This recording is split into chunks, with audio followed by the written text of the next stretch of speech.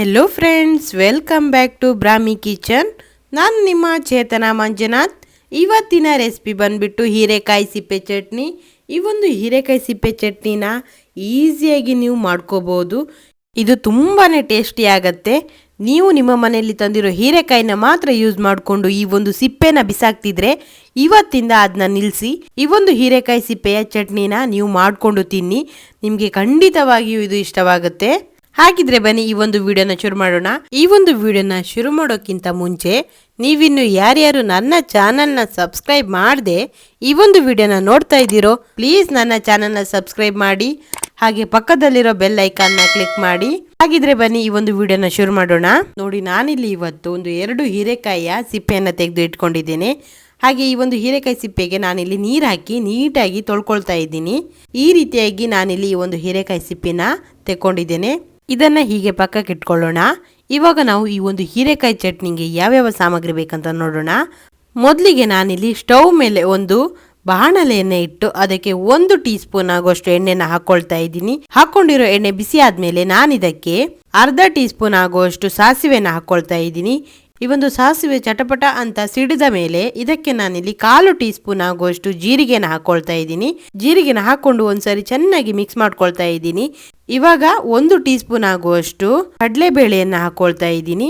ಹಾಗೆ 1 tea spoon ಆಗುವಷ್ಟು ಉದ್ದಿನ ಬೇಳೆಯನ್ನು ಹಾಕೊಳ್ತಾ ಇದ್ದೀನಿ. ಇವೆರಡನ್ನು ಹಾಕೊಂಡು ಚೆನ್ನಾಗಿ ನೀವು ಫ್ರೈ ಮಾಡ್ಕೋಬೇಕಾಗತ್ತೆ. ನಾವಿಲ್ಲಿ ಹಾಕೊಂಡಿರೋ ಕಡಲೆಬೇಳೆ ಹಾಗೆ ಉದ್ದಿನ ಬೇಳೆಯ ಕಲರ್ ನಿಧಾನವಾಗಿ ಚೇಂಜ್ ಆಗ್ತಾ ಬರುತ್ತೆ. ಅಲ್ಲಿಯವರೆಗೂ ಗ್ಯಾಸ್ನ ಮೀಡಿಯಂ ಫ್ಲೇಮ್ನಲ್ಲೇ ಇಟ್ಕೊಂಡು ಇದನ್ನ ಫ್ರೈ ಮಾಡ್ಕೋಬೇಕಾಗತ್ತೆ. ಇವಾಗ ಇದು ಫ್ರೈ ಆಗಿದೆ. ಈ ಕಡಲೆಬೇಳೆ ಹಾಗೆ ಉದ್ದಿನ ಬೇಳೆ ಕಲರ್ ಕೂಡ ಚೇಂಜ್ ಆಗಿದೆ.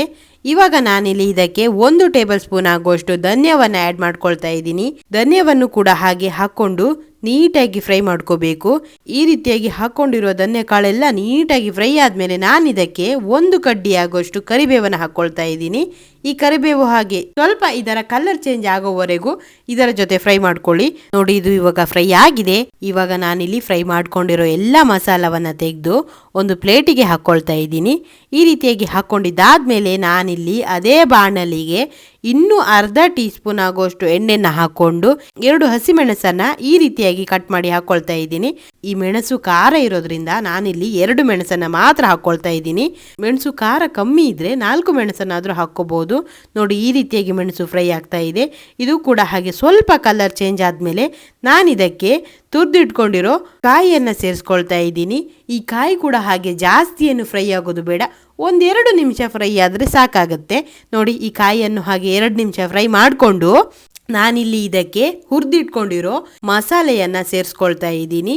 ಎಲ್ಲವನ್ನ ಸೇರಿಸಿ ಒಂದ್ಸಾರಿ ಚೆನ್ನಾಗಿ ಮಿಕ್ಸ್ ಮಾಡಿಕೊಂಡು ಇದನ್ನು ಕೂಡ ನಾನಿಲ್ಲಿ ಒಂದು ಪ್ಲೇಟಿಗೆ ತೆಗೆದಿಟ್ಕೊಳ್ತಾ ಇದ್ದೀನಿ. ಹಾಗೆ ನಾನಿಲ್ಲಿ ಇದೇ ಬಾಣಲಿಗೆ ಅರ್ಧ ಟೀ ಸ್ಪೂನ್ ಆಗುವಷ್ಟು ಕೊಬ್ಬರಿ ಎಣ್ಣೆನ ಹಾಕೊಂಡು ಇದಕ್ಕೆ ನಾನಿಲ್ಲಿ ತೆಗೆದಿಟ್ಕೊಂಡಿರೋ ಹೀರೆಕಾಯಿ ಸಿಪ್ಪೆಯನ್ನ ಹಾಕೊಳ್ತಾ ಇದ್ದೀನಿ. ಈ ಹೀರೆಕಾಯಿ ಸಿಪ್ಪೆನ ಹಸಿಯಾಗಿ ನೀವು ಚಟ್ನಿ ಮಾಡಿದ್ರೆ ಚೆನ್ನಾಗಾಗೋದಿಲ್ಲ. ನೋಡಿ, ಈ ರೀತಿಯಾಗಿ ಎಣ್ಣೆಯಲ್ಲಿ ಸ್ವಲ್ಪ ಫ್ರೈ ಮಾಡ್ಕೋಬೇಕಾಗತ್ತೆ. ಹಾಗೆ ಇದರಲ್ಲಿ ಸ್ವಲ್ಪ ಸ್ವಲ್ಪನೇ ನೀರು ಕೂಡ ಬಿಟ್ಕೊಳ್ಳುತ್ತೆ. ಹಾಗೆ ಇದರ ಕಲರ್ ಕೂಡ ಸ್ವಲ್ಪ ಚೇಂಜ್ ಆಗ್ತಾ ಬರುತ್ತೆ. ಈ ಒಂದು ಹೀರೆಕಾಯಿ ಸಿಪ್ಪಿನ ನೀವು ಈ ರೀತಿಯಾಗಿ ಚೆನ್ನಾಗಿ ಫ್ರೈ ಮಾಡ್ಕೊಳ್ದೆ ಇದ್ರೆ ಇದರ ಹಸಿ ವಾಸನೆ ಬರುತ್ತೆ. ಚಟ್ನಿ ಕೂಡ ತಿನ್ಲಿಕ್ಕೆ ಚೆನ್ನಾಗಿರೋದಿಲ್ಲ. ಹಾಗಾಗಿ ನೀವು ಇದನ್ನ ಫ್ರೈ ಮಾಡ್ಕೊಂಡೇ ನೀವು ಚಟ್ನಿ ಮಾಡ್ಕೊಳ್ಳೋದ್ರಿಂದ ಇದು ತುಂಬಾನೇ ಚೆನ್ನಾಗಿರುತ್ತೆ ತಿನ್ಲಿಕ್ಕೆ. ಹಾಗೆ ಇವಾಗ ಇದು ಫ್ರೈ ಆಗ್ತಾ ಇದೆ. ಇದಕ್ಕೆ ನಾನಿಲ್ಲಿ 1 ಗ್ಲಾಸ್ ಆಗುವಷ್ಟು ನೀರನ್ನು ಕೂಡ ಸೇರಿಸ್ಕೊಳ್ತಾ ಇದ್ದೀನಿ. ಈ ರೀತಿಯಾಗಿ ನೀವು ಇದನ್ನು ನೀರು ಹಾಕಿ ಬೇಯಿಸ್ಕೋಬೇಕಾಗತ್ತೆ. ಯಾಕಂದರೆ ಈ ಒಂದು ಹೀರೆಕಾಯಿ ಸಿಪ್ಪೆ ಸ್ವಲ್ಪ ಗಟ್ಟಿ ಇರೋದ್ರಿಂದ ಈ ರೀತಿಯಾಗಿ ನೀರನ್ನು ಹಾಕಿ ಬೇಯಿಸ್ಕೊಂಡ್ರೆ ಇದು ಸ್ವಲ್ಪ ಮೃದು ಆಗುತ್ತೆ. ಹಾಗಾಗಿ ನೀರನ್ನು ಹಾಕಿ ಬೇಯಿಸ್ಕೊಳ್ತಾ ಇದ್ದೀನಿ. ನಾನಿಲ್ಲಿ ಇದಕ್ಕೆ ಒಂದು ಸಣ್ಣ ತುಂಡಾಗುವಷ್ಟು ಹುಣಸೆ ಹುಳಿನೂ ಕೂಡ ಸೇರಿಸ್ಕೊಳ್ತಾ ಇದ್ದೀನಿ. ಈ ರೀತಿಯಾಗಿ ಸೇರಿಸ್ಕೊಂಡಿದ್ದಾದ್ಮೇಲೆ ನಾನು ಇದನ್ನು ಒಂದು 10 ನಿಮಿಷ ಕಾಲ ಬೇಯಿಸ್ಕೊಳ್ತಾ ಇದ್ದೀನಿ. ಅದಕ್ಕಾಗಿ ಇದರ ಕ್ಯಾಪನ್ನು ಕ್ಲೋಸ್ ಮಾಡಿ ಇಡ್ತಾ ಇದ್ದೀನಿ. ನೋಡಿ, ಇವಾಗ 10 ನಿಮಿಷವಾಗಿದೆ. ಇದು ನೀಟಾಗಿ ಬೆಂದಿರುತ್ತೆ. ಇದರ ಕ್ಯಾಪನ್ನು ಕೂಡ ಓಪನ್ ಮಾಡಿ ನಾನು ನಿಮಗೆ ತೋರಿಸ್ತಾ ಇದ್ದೀನಿ. ನೋಡಿ, ಇದು ಈ ರೀತಿಯಾಗಿ ಕುದೀತಾ ಇದೆ. ಹಾಗೆ ಹೀರೆಕಾಯಿ ಸಿಪ್ಪೆ ಎಲ್ಲ ಕೂಡ ಚೆನ್ನಾಗಿ ಬೆಂದಿದೆ. ಇವಾಗ ನಾನಿಲ್ಲಿ ಇದನ್ನ ಒಂದ್ಸರಿ ಚೆನ್ನಾಗಿ ಮಿಕ್ಸ್ ಮಾಡಿಕೊಂಡು ಸ್ಟವ್ ಅನ್ನ ಆಫ್ ಮಾಡ್ಕೊಳ್ತಾ ಇದ್ದೀನಿ. ಈ ರೀತಿಯಾಗಿ ಸ್ಟವ್ ಅನ್ನು ಆಫ್ ಮಾಡ್ಕೊಂಡಿದ್ದಾದ್ಮೇಲೆ ನಾನು ಇದನ್ನ ಸ್ವಲ್ಪ ಹೊತ್ತು ತಣಿಲಿಕ್ಕೆ ಬಿಡ್ತಾ ಇದ್ದೀನಿ. ಇದು ಬಿಸಿ ಇರುವಾಗಲೇ ಚಟ್ನಿನ ಮಾಡ್ಕೊಳ್ಳಿಕ್ಕೆ ಆಗೋದಿಲ್ಲ. ನೋಡಿ, ಇವಾಗ ಇದು ತಣ್ಣಗಾಗಿದೆ. ನಾನಿಲ್ಲಿ ಒಂದು ಮಿಕ್ಸಿ ಜಾರನ್ನು ತಗೊಂಡು ತಣ್ಣಗಾಗಿರೋ ಹೀರೆಕಾಯಿ ಸಿಪ್ಪೆಯನ್ನು ಹಾಕೊಳ್ತಾ ಇದ್ದೀನಿ. ನೋಡಿ, ನಾನಿಲ್ಲಿ ಎಲ್ಲ ಸಿಪ್ಪೆಯನ್ನು ಹಾಕ್ಕೊಂಡು ಇದಕ್ಕೆ ರುಚಿಗೆ ತಕ್ಕಷ್ಟು ಉಪ್ಪನ್ನು ಹಾಕ್ಕೊಳ್ತಾ ಇದ್ದೀನಿ. ಈ ರೀತಿಯಾಗಿ ಉಪ್ಪನ್ನು ಹಾಕ್ಕೊಂಡು ನಾನು ಇದನ್ನು ಸ್ವಲ್ಪ ಗ್ರೈಂಡ್ ಮಾಡ್ಕೊಳ್ತಾ ಇದ್ದೀನಿ. ನೋಡಿ, ಈ ರೀತಿಯಾಗಿ ಗ್ರೈಂಡ್ ಮಾಡ್ಕೊಂಡಿದ್ದಾದ್ಮೇಲೆ ನಾನು ಇದಕ್ಕೆ ಫ್ರೈ ಮಾಡಿ ಇಟ್ಕೊಂಡಿರೋ ಎಲ್ಲ ಮಸಾಲವನ್ನು ಸೇರಿಸ್ಕೊಂಡು ಸ್ವಲ್ಪ ನೀರು ಹಾಕ್ಕೊಂಡು ಇದನ್ನು ಗ್ರೈಂಡ್ ಮಾಡ್ಕೊಳ್ತಾ ಇದ್ದೀನಿ. ಈ ರೀತಿಯಾಗಿ ಗ್ರೈಂಡ್ ಮಾಡ್ಕೊಂಡಿದ್ದಾದ್ಮೇಲೆ ನಾನು ಇದನ್ನು ಒಂದು ಪಾತ್ರೆಗೆ ಹಾಕ್ಕೊಳ್ತಾ ಇದ್ದೀನಿ. ಈ ಚಟ್ನಿನ ನೀವು ತುಂಬ ತೆಳು ಮಾಡ್ಕೊಳ್ಳಿಕ್ಕೆ ಹೋಗಬೇಡಿ. ಇದು ಅನ್ನಕ್ಕೆ ದಪ್ಪವಾಗಿದ್ರೇ ತಿನ್ನಲಿಕ್ಕೆ ತುಂಬಾ ಚೆನ್ನಾಗಿರುತ್ತೆ. ನೀವು ಇದನ್ನು ತೆಳುವಾಗಿ ಮಾಡಿಕೊಂಡ್ರೆ ದೋಸೆ ಅಥವಾ ಇಡ್ಲಿನ ತಿನ್ನಲಿಕ್ಕೆ ತುಂಬಾ ಚೆನ್ನಾಗಿರುತ್ತೆ. ನೋಡಿ, ನಾನಿಲ್ಲಿ ಇಷ್ಟು ದಪ್ಪವಾಗಿ ಈ ಒಂದು ಚಟ್ನಿನ ಮಾಡ್ಕೊಳ್ತಿದ್ದೀನಿ. ಹಾಗೆ ಈ ಒಂದು ಚಟ್ನಿಗೆ ಒಗ್ಗರಣೆ ಹಾಕಿದ್ರಂತೂ ತುಂಬಾ ಚೆನ್ನಾಗಿರುತ್ತೆ. ಹಾಗೆ ನಾನಿಲ್ಲಿ ಇದಕ್ಕೆ ಸಣ್ಣದಾಗಿ ಒಂದು ಒಗ್ಗರಣೆನ ಹಾಕ್ಕೊಳ್ತಾ ಇದ್ದೀನಿ. ನೋಡಿ, ನಾನಿಲ್ಲಿ ಸ್ಟವ್ ಮೇಲೆ ಒಂದು ಪ್ಯಾನ್ ಅನ್ನ ಇಟ್ಟು ಅದಕ್ಕೆ 1 ಟೀ ಸ್ಪೂನ್ ಆಗುವಷ್ಟು ಎಣ್ಣೆನ ಹಾಕೊಂಡು ಈ ಎಣ್ಣೆ ಬಿಸಿ ಆದ್ಮೇಲೆ ಅದಕ್ಕೆ 1 ಟೀ ಸ್ಪೂನ್ ಆಗುವಷ್ಟು ಸಾಸಿವೆನ ಹಾಕೊಳ್ತಾ ಇದ್ದೀನಿ. ಈ ಹಾಕೊಂಡಿರೋ ಸಾಸಿವೆ ಚಟಪಟ ಅಂತ ಸೌಂಡ್ ಬಂದ್ಮೇಲೆ 2 ಒಣಮೆಣಸನ್ನ ಕಟ್ ಮಾಡಿ ಹಾಕೊಳ್ತಾ ಇದ್ದೀನಿ. ಹಾಗೆ ನಾನಿಲ್ಲಿ 4 ಬೆಳ್ಳುಳ್ಳಿಯ ದಳಗಳನ್ನ ಜಜ್ಜಿ ಇದಕ್ಕೆ ಸೇರಿಸ್ಕೊಳ್ತಾ ಇದ್ದೀನಿ. ಇವೆಲ್ಲವನ್ನ ಸೇರಿಸ್ಕೊಂಡು ಚೆನ್ನಾಗಿ ಫ್ರೈ ಮಾಡ್ಕೊಂಡಿದ್ದಾದ್ಮೇಲೆ ನಾನಿದಕ್ಕೆ 2 ಕಡ್ಡಿ ಆಗುವಷ್ಟು ಕರಿಬೇವನ್ನು ಹಾಕ್ಕೊಂಡು ನೀಟಾಗಿ ಫ್ರೈ ಮಾಡ್ಕೊಳ್ತಾ ಇದ್ದೀನಿ. ಈ ರೀತಿಯಾಗಿ ಫ್ರೈ ಆಗ್ತಿರುವಾಗಲೇ ಇದರ ಪರಿಮಳ ಅನ್ನೋದು ತುಂಬಾನೇ ಚೆನ್ನಾಗಿ ಬರ್ತಾ ಇರುತ್ತೆ. ಹಾಗೆ ಇದರ ಕಲರ್ ಕೂಡ ಸ್ವಲ್ಪ ಚೇಂಜ್ ಆಗುತ್ತೆ. ಆವಾಗ ಈ ಒಂದು ಒಗ್ಗರಣೆ ರೆಡಿಯಾಗಿದೆ ಅಂತ ಅರ್ಥ. ಈ ರೀತಿಯಾಗಿ ಆದಮೇಲೆ ನಾನು ಇದನ್ನು ತೆಗೆದು ಈ ಚಟ್ನಿಗೆ ಹಾಕ್ಕೊಳ್ತಾ ಇದ್ದೀನಿ.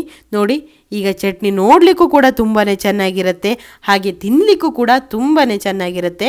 ಹಾಗೆ ಈ ಒಂದು ಚಟ್ನಿನ ನೀವು ಈಸಿಯಾಗಿ ಪ್ರಿಪೇರ್ ಮಾಡ್ಕೋಬಹುದು. ಹಾಗೆ ಇದಕ್ಕೆ ಜಾಸ್ತಿ ಏನು ಸಾಮಗ್ರಿ ಕೂಡ ಬೇಕಾಗೋದಿಲ್ಲ.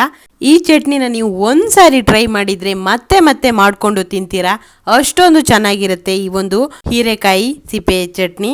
ನೀವು ಒಂದ್ಸಾರಿ ಇದನ್ನ ಟ್ರೈ ಮಾಡಿದ್ರೆ ಇದರ ರುಚಿ ನಿಮ್ಮ ನಾಲಿಗೆ ಅಂತೂ ಮರೆಯೋದೇ ಇಲ್ಲ. ಓಕೆ, ಈ ಒಂದು ರೆಸಿಪಿನ ನೀವು ಕೂಡ ನಿಮ್ಮ ಮನೇಲಿ ಟ್ರೈ ಮಾಡಿ. ಇದು ಹೇಗೆ ಬಂತು ಅಂತ ನನ್ನ ಕಾಮೆಂಟ್ ಸೆಕ್ಷನಲ್ಲಿ ಕಾಮೆಂಟ್ ಮಾಡಿ. ಹಾಗೆ ನಿಮಗೆ ಬೇರೆ ಯಾವುದಾದ್ರೂ ರೆಸಿಪಿ ಬೇಕಿದ್ರೆ ಪ್ಲೀಸ್ ನನ್ನ ಕಾಮೆಂಟ್ ಸೆಕ್ಷನಲ್ಲಿ ಕಾಮೆಂಟ್ ಮಾಡಿ. ಅದನ್ನು ನಾನು ಮುಂದಿನ ದಿನಗಳಲ್ಲಿ ವಿಡಿಯೋ ಮಾಡಿ ನಿಮಗೆ ತಿಳಿಸ್ತೇನೆ. ಹಾಗೆ ನೀವಿನ್ನು ಯಾರ್ಯಾರು ನನ್ನ ಚಾನಲ್ನ ಸಬ್ಸ್ಕ್ರೈಬ್ ಮಾಡದೆ ಈ ಒಂದು ವಿಡಿಯೋನ ನೋಡ್ತಾ ಇದ್ದೀರೋ ಪ್ಲೀಸ್ ನನ್ನ ಚಾನಲ್ನ ಸಬ್ಸ್ಕ್ರೈಬ್ ಮಾಡಿ, ನನಗೆ ಸಪೋರ್ಟ್ ಮಾಡಿ. ಹಾಗೆ ಈ ಒಂದು ವಿಡಿಯೋ ನಿಮಗೆ ಇಷ್ಟವಾದರೆ ಪ್ಲೀಸ್ ಲೈಕ್ ಮಾಡಿ.